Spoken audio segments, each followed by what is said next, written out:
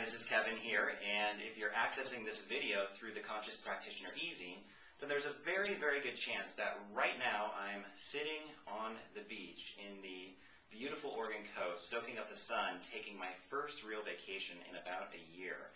And I really hope that you are also finding time this summer to recharge your batteries, to take care of yourself, because the work that you are doing out there in the world is so important, and you really want to make sure that you're coming back to yourself on a regular basis and nourishing your own life and keeping yourself in balance. Now, I wanted to spend a little time in this video here today talking about something that I believe to be one of the most critical factors to your success in practice, to your longevity, to the amount of enjoyment that you get in your practice, and ultimately to how well you do financially as well, if we could tie that in.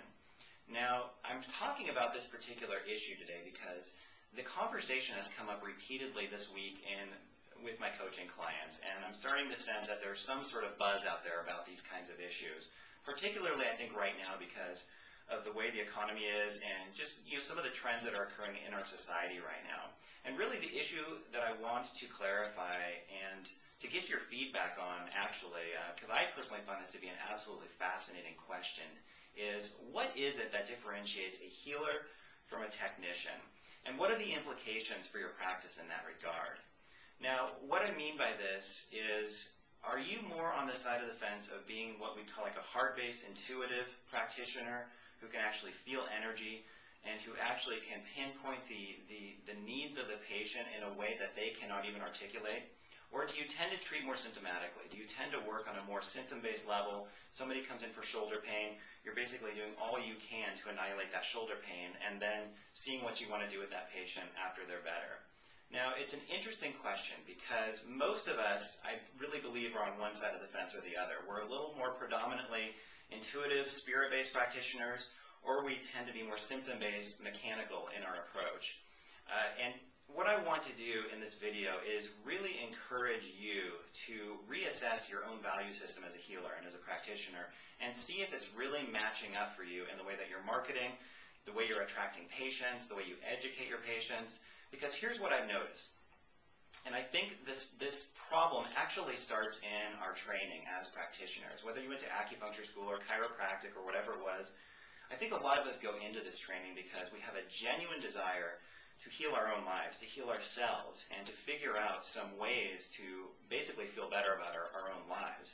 And that's a very common motivation. And what that translates into over time is a genuine desire to help others who probably have struggled in the same ways that we have. But what happens in our training in school so often is that the training is fairly mechanical, and it's more based on memorizing rote information, kind of downloading information, and then regurgitating it on the test, and doing this over and over again. And a lot of the essence or the spirit of our modality or our practice actually gets kind of drained out of our training or our education. And that by the time we graduate from school, we really kind of wonder, like, what are we doing with this? Or maybe we've forgotten entirely and we just jump out there and we try to build a practice. But what happens is there's a conflict there between what your value system is and the way that you've been trained and what you're trying to accomplish now in your practice.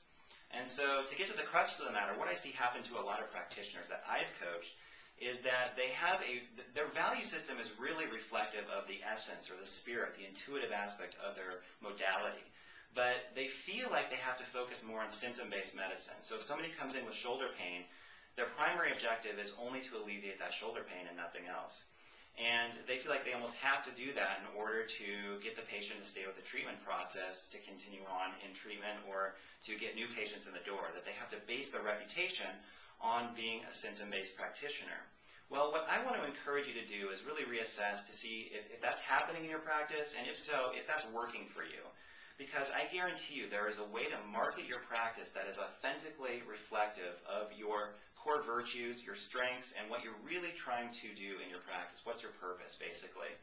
So if you find that you've been leaning a little bit more towards the technical or mechanical end of your modality, there are some simple steps you can take to kind of get back in touch with the spirit of what you do. Number one is making a commitment to patient education, because it's all in the setup of the initial consultation, and you get to basically lay the groundwork for how the treatment process is going to go with your patient.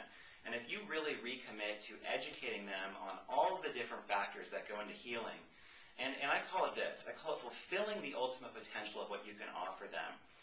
Does it end at shoulder pain? Does it end at back pain? Or are there more layers that you can peel off in the treatment process and help them on deeper levels so that they can experience more of who they are, they can find more life balance, whatever that is. And the reason I think this is such a critical issue is because, you know, Burton Ken over at acupunctureclinicmarketing.com, cool site, I definitely recommend you check out his resources. He has a phrase that he's termed called the revolving door syndrome, which basically means that the patient, whether they're better or not after 3 or 4 treatments, they're basically going to leave your practice if you're focused exclusively on symptom-based care.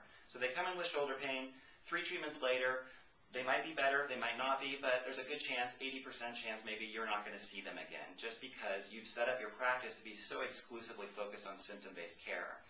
So come back to that, you know, recommit to that place of patient education. And I call it basically establishing a broader therapeutic context for your work than just symptomatic relief. Be willing to get into some of the deeper layers of the patient's imbalances and see if you can assess for your patients what they actually need to heal in this day and age, as opposed to just what they want to see happen. Typically, there's a really big difference between the two. The patient might want you to just get rid of their pain or make them feel more comfortable, but your ability as a diagnostician is to assess what do they really need from you to heal? What do they really, really need? And that might be an entirely different focus altogether. So I really encourage you to put your energy in that direction. And also, here's where we get back to practice building and marketing. I want you to really think about what your value system is in the way that you market. What are you saying on your website to your clients?